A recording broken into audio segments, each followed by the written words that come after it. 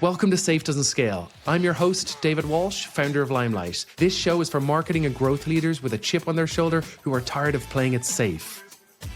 Laura, thanks for joining us. I am super excited for this conversation. Oh, David, the same here. Thank you for letting me follow you from the early days. It's a pleasure. Thank you so much for having me. We've known each other for a while now. I feel like I reached out to you 2 years ago to join as an advisor, and I was like, please return my DM on LinkedIn. And then now we get to work together, and you've been super helpful. But for guests people are joining, Laura is the sales director at Dreamdata, and in her words, she has a crush on marketing, which I love from a sales rep myself. She's known for bridging the gap between sales and marketing through data-driven attribution and human-first social selling. Laura, where do we want to start? I feel like it would be really great to get your take on what's maybe just a state of B2B right now, and maybe starting off with what's not working. We're very good at telling what's dead on LinkedIn all the time. Oh, cold calling is dead. Oh, cold emailing is dead. Oh, don't do AI because it's dead suddenly. First of all, nothing is dead. It just depends on how you're using it. And it could be feel like a very bland answer to start with, but it's not dead. Each of those channels have their own purpose of what to use. So what's not working at the moment is over automating the process of your outbound, especially for sales. I'm in sales, so I'm going to speak mostly about the sales piece, but over automating it and making it bland is not going to work for you.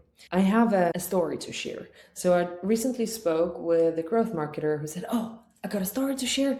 You're going to love it. So what I did is I borrowed 4 girls that are young, working as baristas, and borrowed their LinkedIn profiles for their connections to be automated on LinkedIn. And the people they're connecting with would get a message like, whatever, they're following some marketeers and just say hi. So they could be in our buying circle. Right. Okay, so the idea is great. Not too bad. A lot of people have tried this before, but this is bland. This is what I mean. It's like, this is automated and bland. And then my question back was, so what are you going to do next? Okay, great. You've got those people engaged. This is automated, fully automated. The message is the same to all of your buyers that are getting from those baristas that are fake added to your LinkedIn of company profile.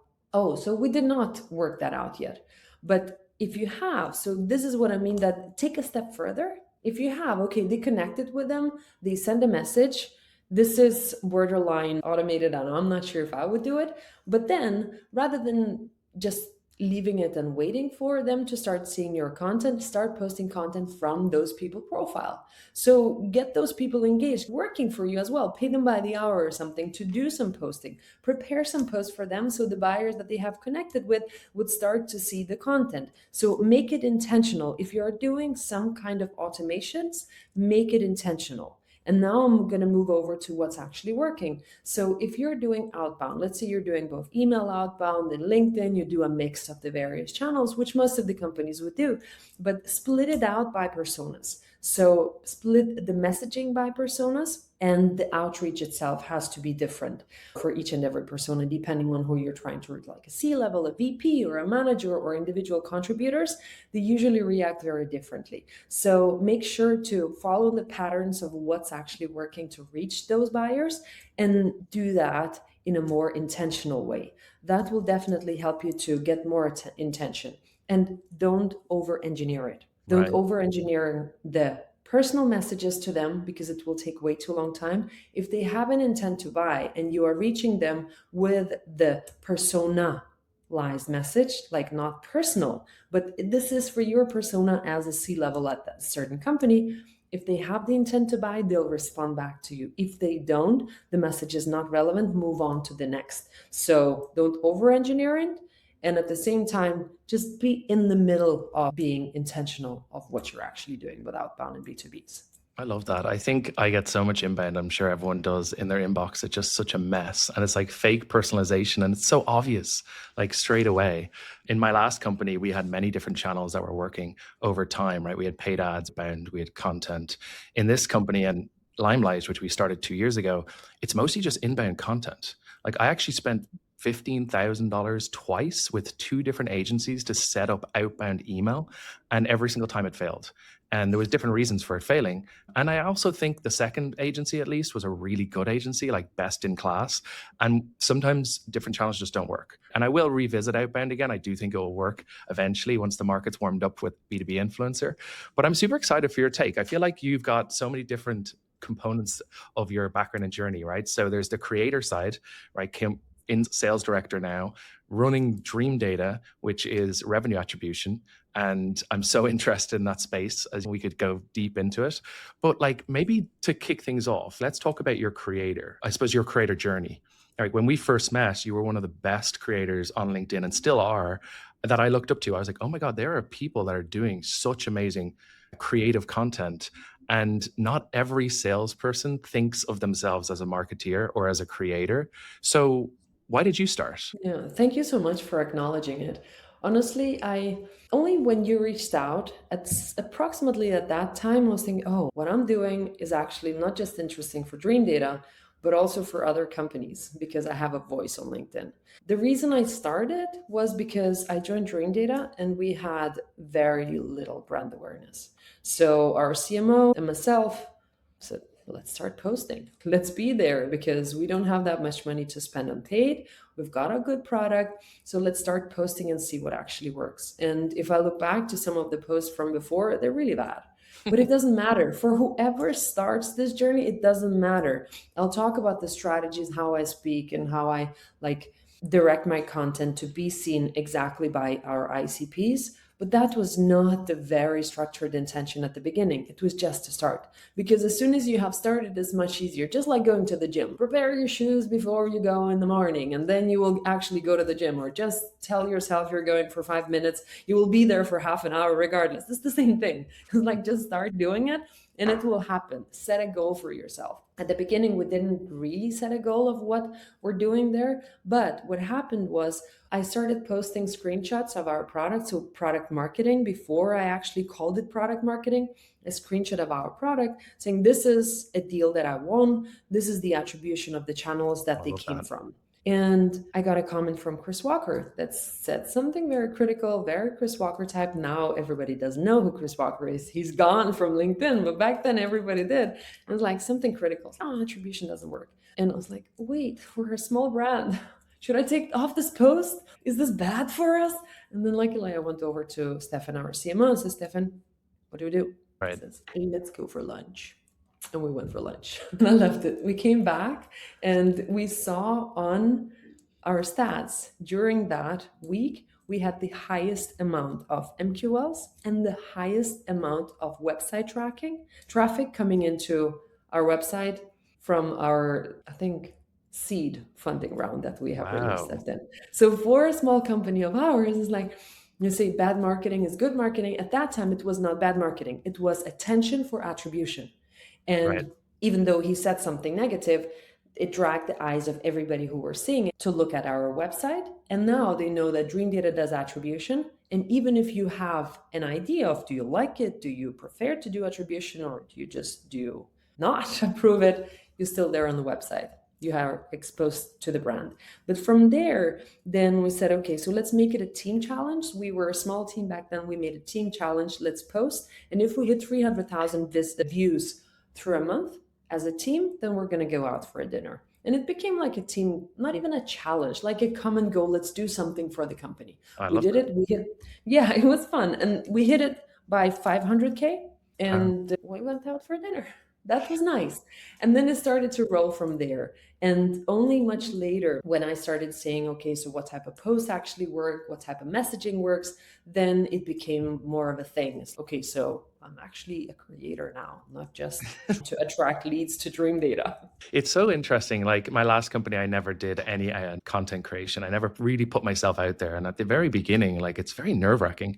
I actually found one of the things I never realized when creating content is when you're writing stuff down, it really helps with your clarity of thought, right? You're able to articulate yourself. Articulate? How do you mess up articulate as a word? That's like hilarious. But you're able to articulate yourself better because you've written it down and you have like clear thoughts. So I love that you focused on let's help Dreamdata grow the brand and then realize that actually it's not just about brand awareness, it's about revenue and it's about traction and momentum and demos. That's all amazing. I think like question for everyone that's a sales rep out there that's watching this, when did you start to realize that it actually is really helping with you selling and you closing? And so creating content, people get to know you and they learn a bit about you. And when did you start to recognize that it was impacting your close rate? So when we started comparing outbound versus inbound and where the deals are coming from, we started to test outbound very early as well, and we failed miserably, and then we failed again since we started to succeed. But I noticed that most of my leads were just coming inbound. So from what I posted, first of all, somebody might comment or might like it. Either I reach out to them, so it is all bound because they saw my post, they have been exposed, and I would start a conversation on LinkedIn, or they would just jump in and say, oh, attribution, I know who to ask. And then they would reach out to me. Then we would start, okay, so this is helping us to book meetings.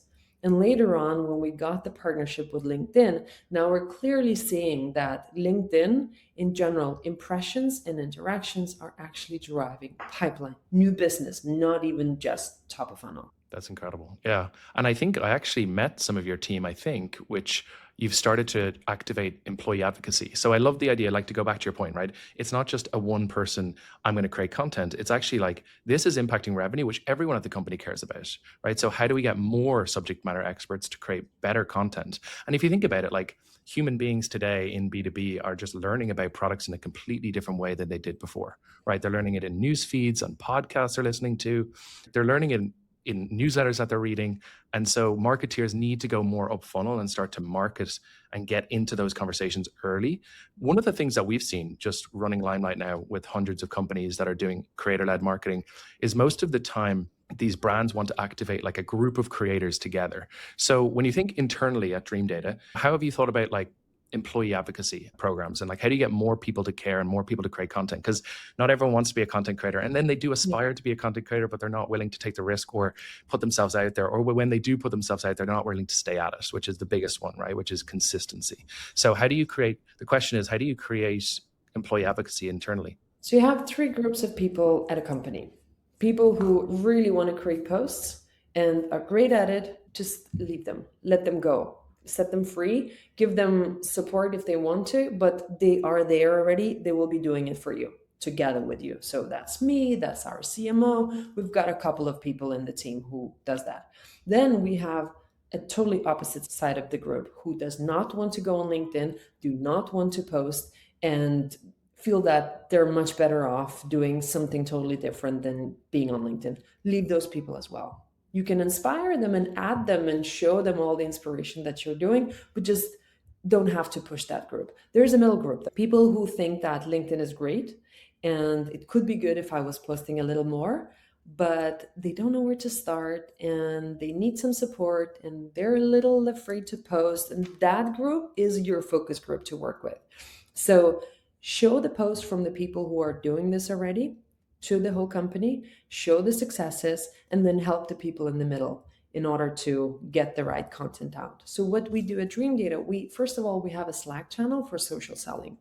Any post that anybody does about Dreamdata on their personal channels is being posted there. And the whole is in that Slack channel. So what happens with that one, everybody's exposed that there is action happening on LinkedIn. People do post on social. And if you have a need for inspiration, you can just literally go in and copy those posts and make it as yours. Adjust some stuff, nobody will notice. So we actively tell them, it's like, if you want to post, marketing will help you. We do pre-create some posts as well about the theme of the week or the theme of the month. What is it that we would like to speak about? But at the same time, go back to the social selling channel and pick the voices that you mostly like. Is it more technical? Is it more fun? And copy those as yours. Nobody will notice, not even your colleagues.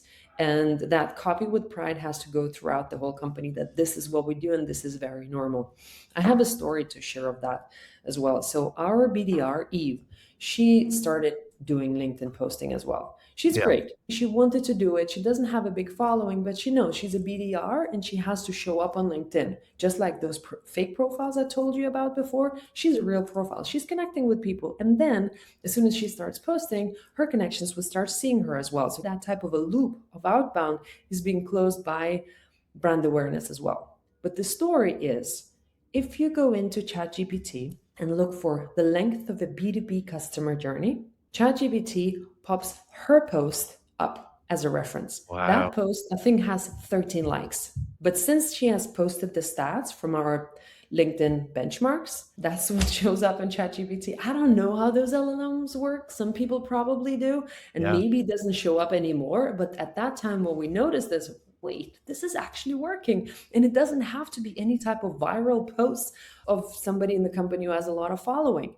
Everybody can be a part of this journey. That's incredible. You actually touched on something that only in December, so it's January now, we actually started to see internally with our customers and clients was we help them find and activate an army of creators who create consistent content, compelling content with stories. And what they started to recognize is these creators and their content are getting referenced in LLMs. It's not only just create content for organic reach, where then the content will drop off the algorithm after 3 or 4 weeks. Maybe you can repurpose that and make it a thought leadership ad. It's actually that piece of content adds value for its entire life because it is now getting referenced and it's now getting cited when people type, hey, tell me the top 5 softwares in revenue attribution, for example.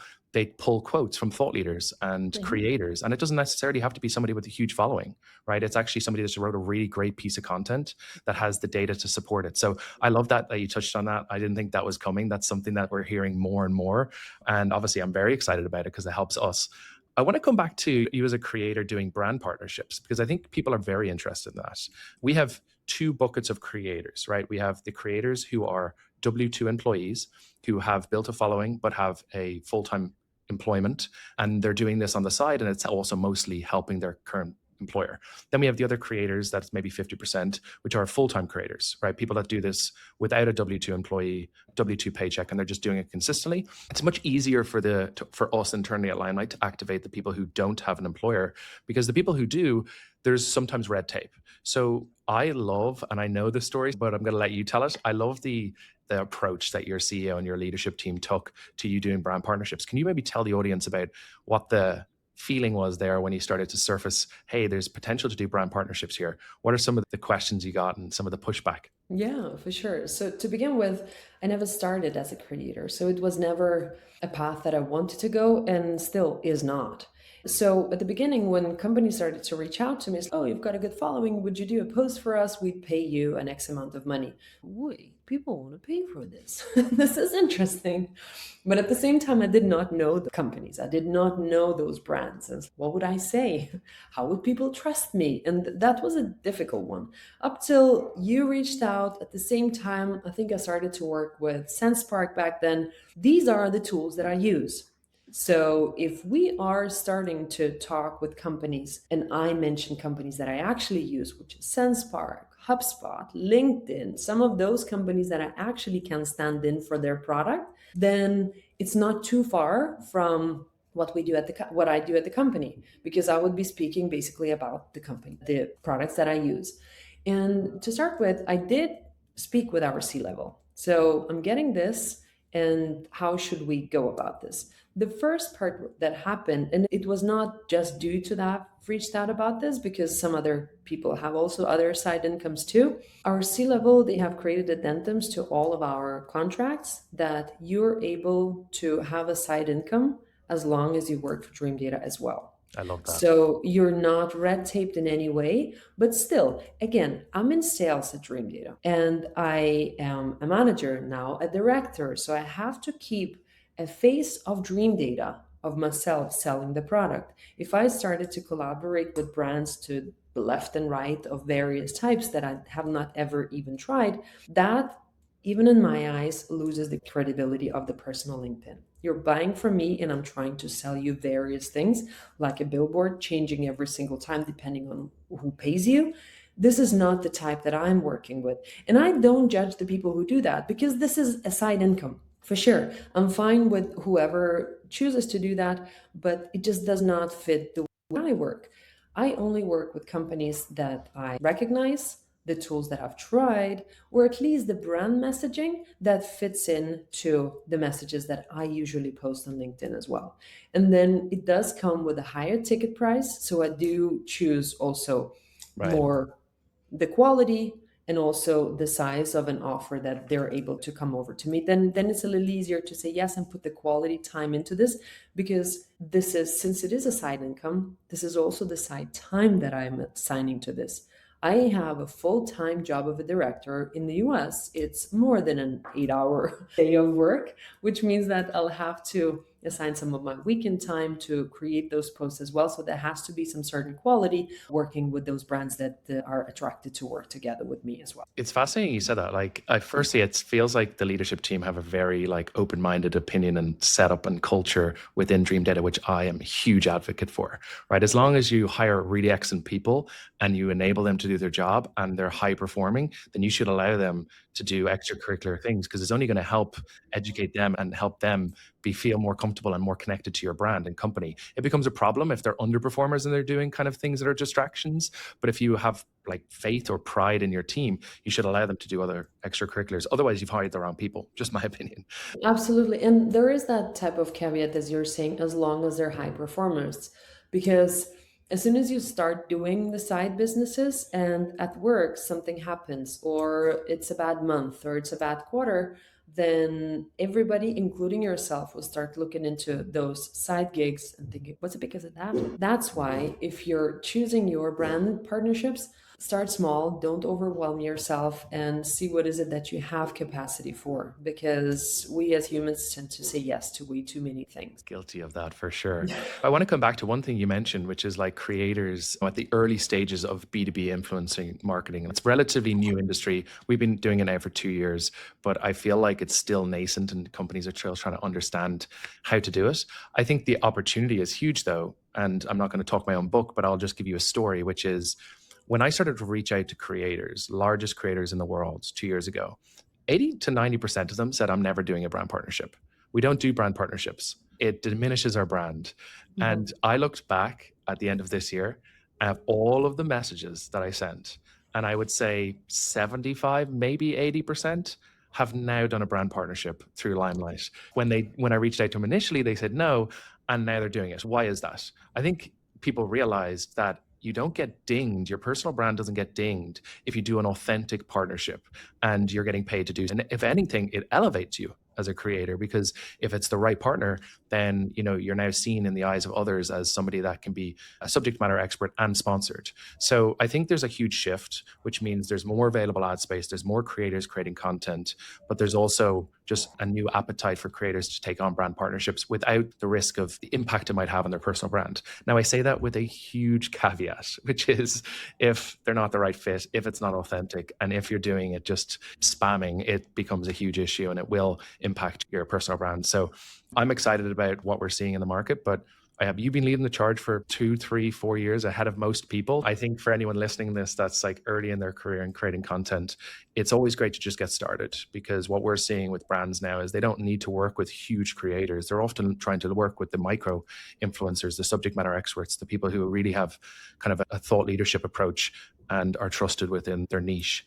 I want to change tack a little bit. I want to talk about Dreamdata. I actually have such a fascination about the revenue attribution software that you guys have been building for so long now. And you launched, I actually want to start with what you recently launched. At least I think I read your content on LinkedIn and became aware of it, and then went to your website. I was like, oh my God, tell me more.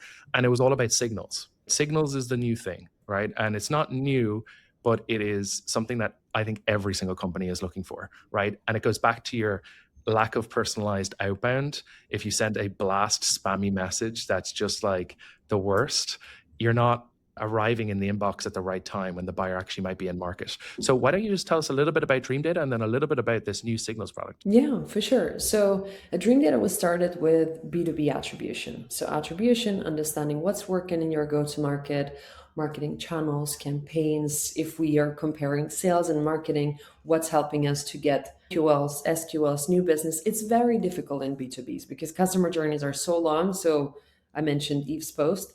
Last year, it was an average of 211 days for a prospect to go from a marketing qualified lead to new business. It's almost a year. We're making the new benchmarks for this year, and I'm expecting it to be even longer. So it takes a long time. It takes a lot of buyers. So you have to know what's actually working in order to move them further down the pipeline. And when selling attribution, one of the features for us, we were also talking about the website tracking, because for you to do proper attribution, you have to have proper website tracking, because that's where your revenue is leaking, your insights are leaking. If you don't have proper insights to who's visiting your website, then mapping them to the form submissions later on with no cap in the conversion window, then doing cookieless tracking, you're missing out. This is the biggest part besides LinkedIn impression tracking that your marketers are missing out to understand what's working. Because if as you as a marketer are mapping your attribution from an MQL is created, you lost it to sales already. You're selling me right now. I'm realizing as you're talking about this, I'm like, I need Dreamdata. We're spending all this money and effort to get people, and we're not tracking them the right way. So what we did with that type of tracking, now we also have a free product. So that's the best place for everybody to start. We have a free product, which also includes IP to company lookup, cookieless tracking and IP to company lookup. Because when we release that tracking and IP to company lookup, it's commodity already. All of the platforms have IP to company lookup and trying to sell the same database to the same people. So like nobody wants to buy this anymore because this is table stakes, the same thing. So we said, okay, so we're going to release a free product, and IP to company lookup is a part of the free product.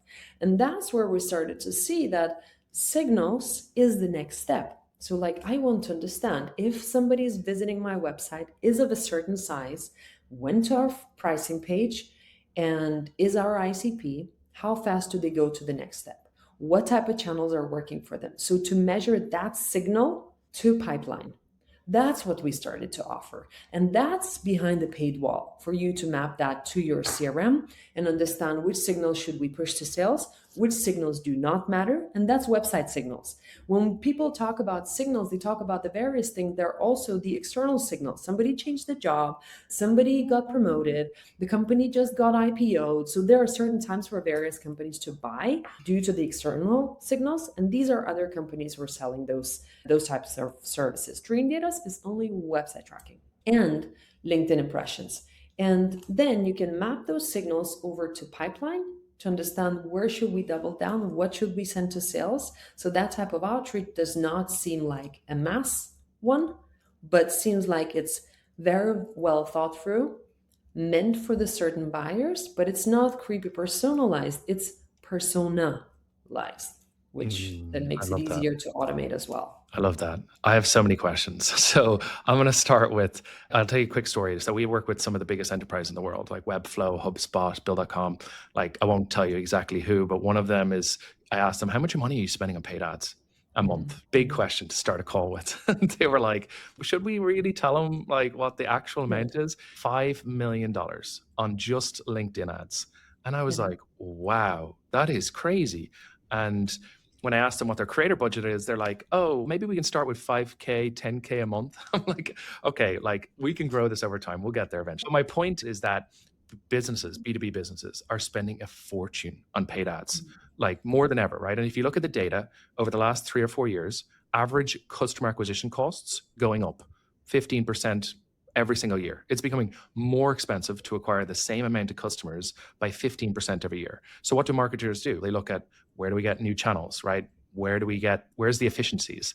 And I think Dreamdata is perfectly situated to say, if you're spending all this money and you're driving all this traffic, put in something in place that will help you do it smarter and be more efficient and nurture those higher quality leads. So I love that you've moved in that direction and launched this new product. How big is the team now, actually, out of curiosity? Because I know you moved over to start out and build out the whole New York team and New York office. I might see you in New York next week. Let's see. But I'd love to know, how big is the US team now? Yeah, so I started at Dreamdata as employee number 9. That was 5.5 years ago. Now, and I started in Copenhagen. And now we're hiring all the time after the Series B. So I think the current number is around 80 people. And the biggest part of people are in Copenhagen.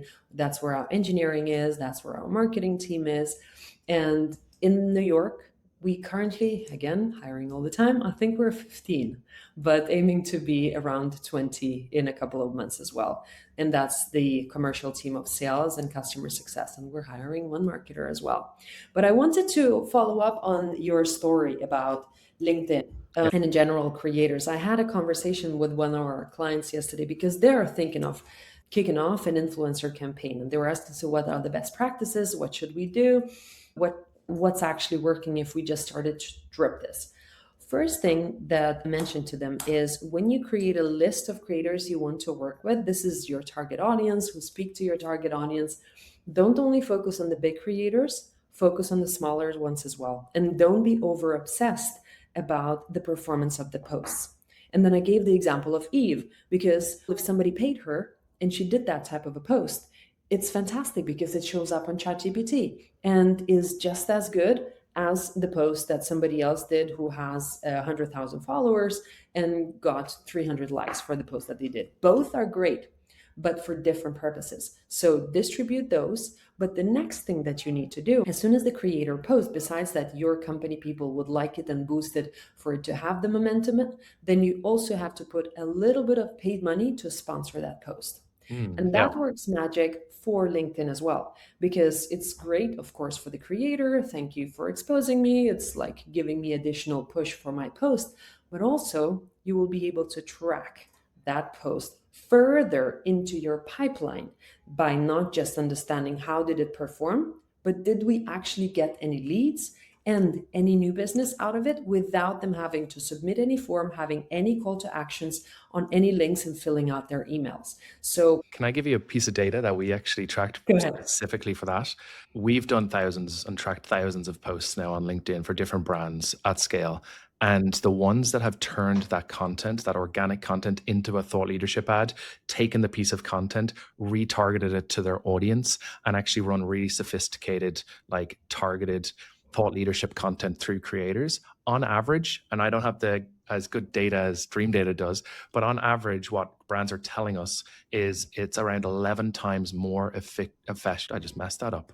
It's about 11 times more effective than LinkedIn paid ads, traditional paid ads. So this works. And I love that you highlighted it, is you can actually work with smaller creators, and it doesn't matter the size or even the reach. It's about the quality of the content, and then you can retarget that and repurpose that content. That's just one example of repurposing as well, right? There's many examples too. And it goes back to the point that you mentioned about the larger company spending 5 million a month. So your creator process does not have to be a separate project that we're doing this creator thing right now. You can put it under paid, because if you collaborate with creators, they have their own voice. Instead of just you speaking into the same branding, into the same echo chamber, you get creators to do additional posts for you. They have their own voice, their own followers. You would boost their posts with the same budget that you're still using for post for your paid ads, and then you would be able to measure them. So it becomes the same collaboration. Yeah. Yeah. I feel like when we meet a company in the journey of starting out with influencer, it's typically two buckets. It's the head of social, the head of brand, who says, I have a brand awareness budget. Some of these enterprises are spending hundreds of $1,000s on brand awareness, right? And then the other 50% of the time, it's paid ads, heads of growth, very tactical, very quantitative, very SQL, MQL driven. And what we're basically saying is, let's try do this for you and turn it into a performance channel, so that over time you can start to reallocate your ad spend from other channels and grow this program over time. Work in progress. Some companies are faster with it than others, but ultimately I feel like paid ad budgets are just getting squeezed at the moment, and every marketeer is looking for more efficiency. I feel like, where do we want to go? I feel like the next thing we should probably talk about is, as you think about what to measure versus what not to measure, when you're working with through Dreamdata with your customers, what do you see that they're measuring versus not measuring? What's like the best practices? And then what are the things that are like the most obvious things that most companies should be measuring but aren't? That's a good question. So to start with, when we speak with marketers, they usually measure website traffic. And it's a good measure and good indication, just like at the beginning of our conversation, I shared that, oh, after this post, we got the highest website tracking. And so it's a good indicator something is working. The same for LinkedIn posting. As soon as you start posting, if people start to engage and more impressions growing, it's a good indicator something is working. But the next step is to start mapping it to pipeline. Is it actually converting? Next step. Is it actually bringing us new business? And what are the best channels and sources to bring it on? And when marketers speak their measurement language, Sales usually don't understand it. It's Yeah. like, oh, we grew our website tracking by this. Our CPA is this and now it's lower. What does that actually Where are mean? the leads? Yeah. And what does that actually mean? But if you as a marketer are able to talk the sales language, which is revenue. So we were able to increase sales qualified pipeline by X, or our cost per lead was reduced. You still have to explain to a salesperson what cost per lead means. So how much did it cost us to acquire this SQL for you? And now we reduce this, but the SQL amount stayed the same. That I understand, which means that you're paying less for the same amount of SQLs I used to get. Great efficiency. If we're raising money for our paid and our cost per acquisition is the same, and our sales qualified leads are growing, well, that means let's do more of this. So speak the language of sales, even though it's very hard for marketers because you don't know exactly what drips down to sales. Most of the times you have anecdotal stories. So we arranged this event and this person came in because they're part of this campaign, and then sales closed the deal after this amount of time. That means event has a positive ROI.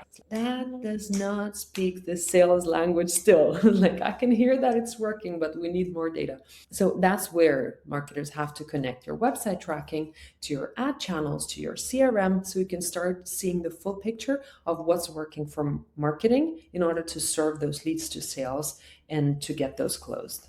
Yeah, I love that. I think there's just so much opportunity to collect more information and data, and what you do with that data is what really matters. I'd love to throw a question at you. Like, what do you think companies are like? Where are companies playing it too safe right now? So I now in New York, the proximity of amazing people is very close. And the people that I love to meet with is the people who don't play it safe. And that's the creatives, that's the in-persons, that's in how are you going to use this for social because I just did this crazy thing. So people play too safe. For example, the story that we had with Dreamdata by renting a billboard. Did we know it's going to be a good story? No. But we did try because it was fun for the team. We paid a small amount to have the billboard, then we used the crap out of it on social, and it ended up people knowing that Dream did a billboard.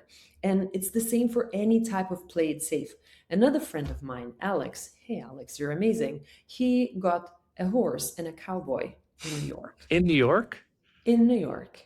God. So, yes. And now they're being featured in various places. A tiny AI startup that got a horse and a cowboy in New York. I'll have to send the post over to you because it's crazy. And these are the type of stories that I want to talk about. Last week, I spoke with Lemlist CMO, and she was saying, Laura, I promised to myself this year I'm going to play less safe and I got to do the bigger bets. So I'm excited to see what she's releasing because we had a good ping pong of what type of ideas should she be doing. So I think people have to move those personal experiences to more outdoors, but bring it to social because we are as humans are craving to see the real people and the real stories that are happening where we're not. So we're missing out because we're not seeing the billboard, we're not seeing the cowboy, but we think the story is great and we love it. So that type of bridge between the fun, the in-person, but the social as well is perfect, and people should not be playing way too safe on those. Wow. I actually have a really very relevant story for this. So there's a company in San Francisco that we've been working with for a while. Their AI voice company raised hundreds of million, most likely, like huge company at this point, scaling rapidly. And you know what he said? They said, what's working? They said, billboards. We have billboards everywhere. You cannot get into San Francisco without learning about our company. It's like, that's amazing. He was like, so I have a plan. I'm like, what is it? And this is a growth marketeer, really strategic, really has all of the budget in the world and is just thinking, how do we growth hack this? You know what he said? Dave, find me 20 creators that will go to this billboard and create content because I want this content to be all over social media. Unbelievable strategy.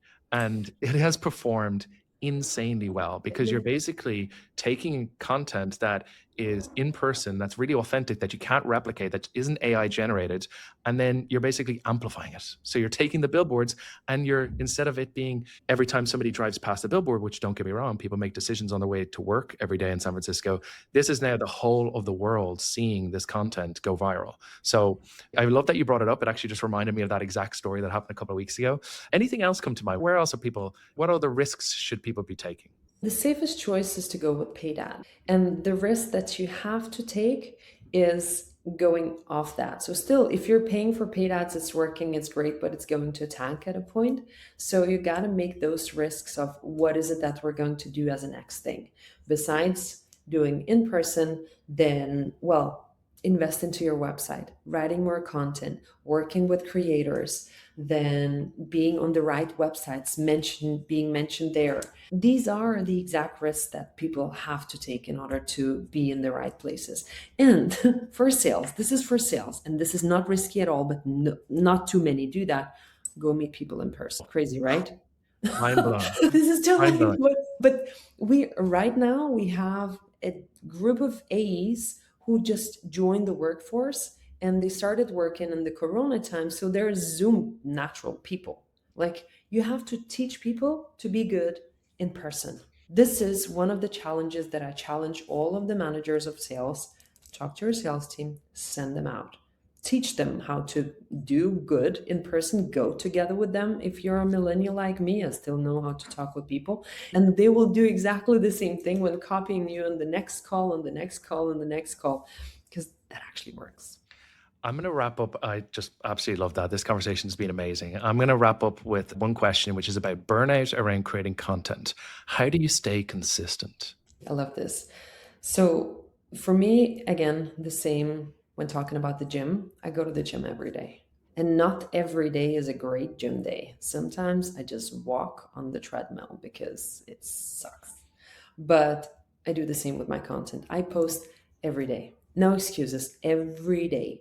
I do get help from our marketing team, but I do repurpose my own posts. I do repurpose our team's posts. Then I do block sometimes. If I take a blog post that was pretty good, would create 3 posts out of it and distribute it throughout the various months, that it doesn't look like it just has been recreated from the same blog post, but still the same insights.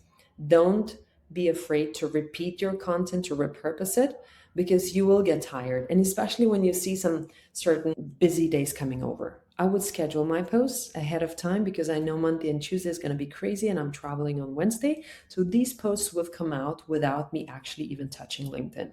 And then I would have some other days where I come in the morning and say, oh, I've got an idea. Then you can always move that scheduled post a little further and then post for the day itself. This is how you keep consistent and just keep on doing it because it's worthy, it works, and don't do a gym cheat day. It's not good for you. I actually bought a cold plunge last week. Would you believe? A cold plunge. My wife was like, "You've lost it." I'm like, "No, no. You're Every new. morning I'm getting in this cold plunge for at least 3 minutes." And I got up from 1.5 minutes. I'm now at 3 minutes. It's only been a Nice. week.